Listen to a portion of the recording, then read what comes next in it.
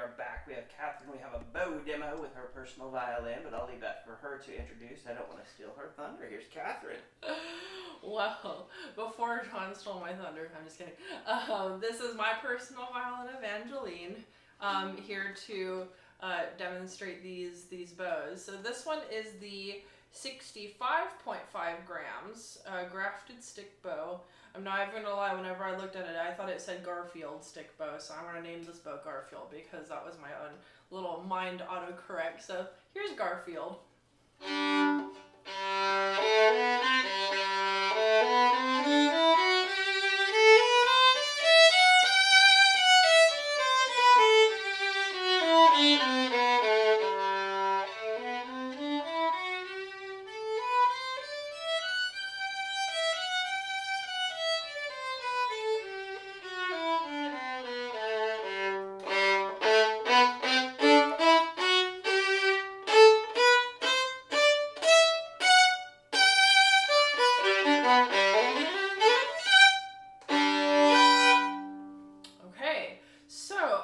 If you saw the other bow demo that I did, this one is 3.3 grams heavier, or let's just say 3 grams, I can't remember.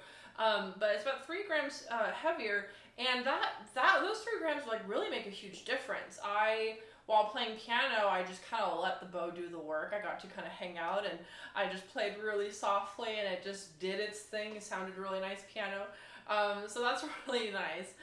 It really also digs a lot more into the instrument and just kind of draws out more sound without me having to work so hard, which is kind of nice because, you don't want to work too hard on your instrument, but, it helps having a slightly heavier bow. Now, sometimes with heavier bows, it makes short articulations a little bit more difficult, but we're about to find that out. So let's see.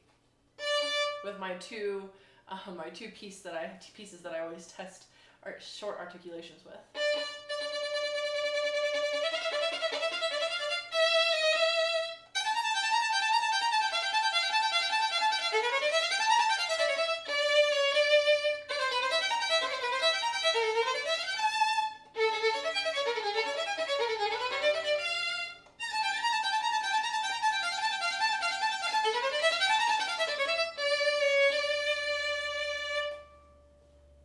It gets a pretty good balance.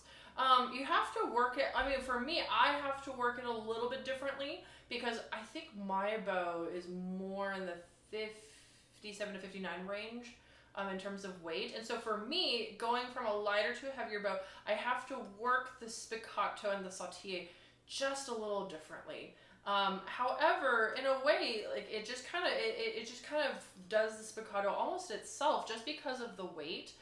You just have to be really careful about how you move your hand and your arm in order to control that. Because either with lighter or with heavier, and any kind of spiccato or sautille can get a little out of control depending on how you're doing it.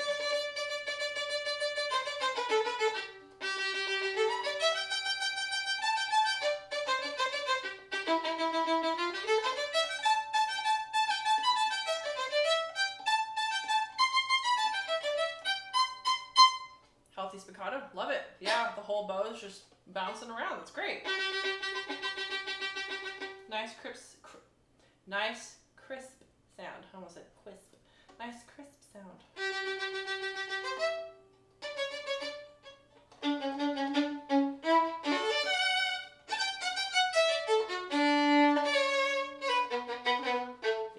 Yeah, nice spiccato.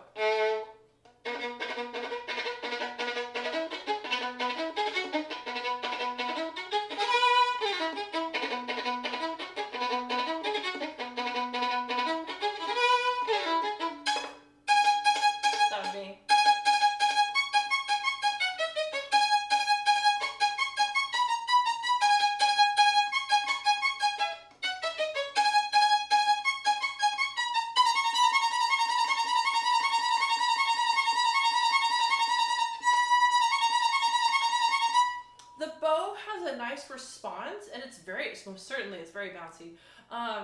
just like I talked about with the other in the other demo, I think this one could also use a slightly stickier rosin. It's just a little too smooth, and for me, you know, I play short quite a lot, and so I use a sticky rosin because I have to be able to have good grip. And so this has nothing to do with the stick, it has nothing to do with the hair. Just make sure that you're always testing out different rosins on your bow until you find one that you're really happy with. I've gone through, I want to say, maybe about 15 different rosins before I found the one that I really like. So always experiment with your rosin, because I thought my bow was faulty. I was like, I have to get a whole new bow. No, I just had to get different rosins. So I'm gonna save you some. So if you have some friends who, you know, they all use different rosin, just, you know, take a cloth, wipe off your bow, and apply that new rosin and give it a try. But to always go test your rosin before you come to the conclusion that it's your bow, because rosin makes a huge difference.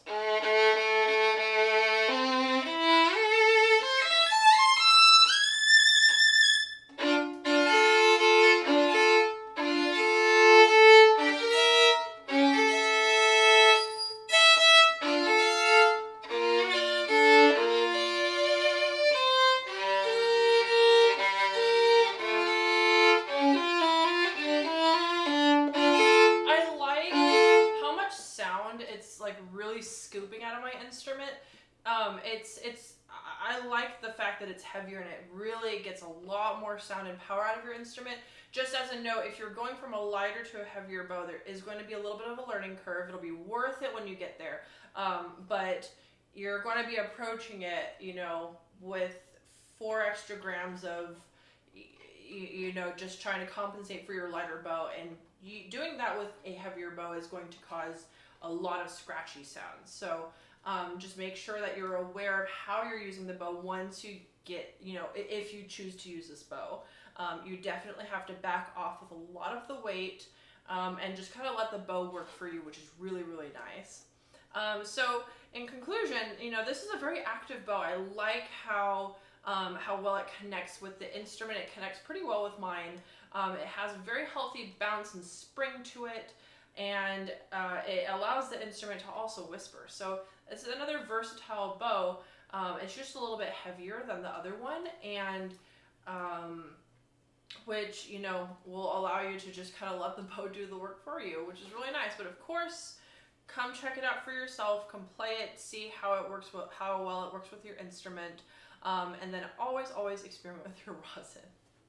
Awesome, thanks, Catherine. Yeah, and you're spot on. So it's leatherwood. It's the Violin Crisp, which is, I think it's more designed for like humid environments, and if you don't want that kind of like a hiss or a gritty sound, but it is meant to dry out sound without, you know, the least amount of friction.